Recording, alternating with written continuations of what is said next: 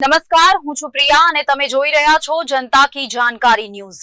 નજર કરીએ આજના સમાચાર ઉપર।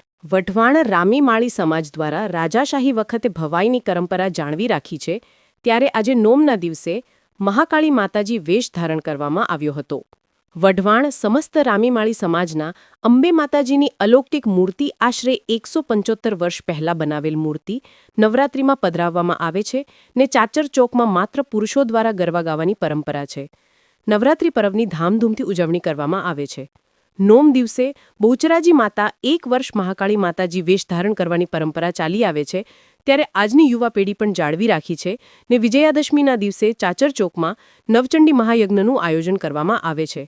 સાંજે મહાપ્રસાદનું પણ આયોજન કરવામાં આવે છે।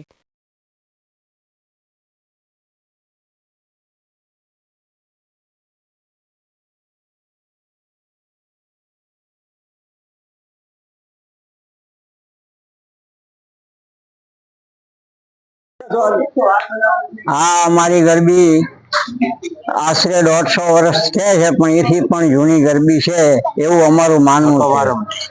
આ ગરબીની અંદર ચાચર હંધાતું હોવાથી માંડવીની અંદર સ્ત્રી વર્ગને પસાર થવામાં દેવામાં નથી આવતા, અને આ અમારી ગરબીની અંદર પૌરાણિક ગરબાઓ જેને કહેવાય દ્રૌપદી વિવાહ, શંકર વિવાહ, બ્રહ્માજીનો દરેક ગરબાઓ વર્ષોથી ગવાય છે। આ અમારા માંડવીની અંદર ઢોલ ત્રાંસા જ વાગે છે, ઝાંઝ વાગે એ સિવાયને કોઈ વાજિંત્રો અમે ઉપયોગ કરતા નથી। અને માતાજીના આનંદ સર્વે બાળકો વર્ષોથી કરતા આવ્યા, અને 50 વર્ષથી તો હું પોતે અહીં ગરબા ગાઉં છું, એટલું મને યાદ છે। અમારે અહીંયા જે માળીવાડમાં જે ગરબી થાય છે એ 150 વર્ષ જૂની રાજા રજવાડાથી ચાલતી આવતી એક ગરબી છે।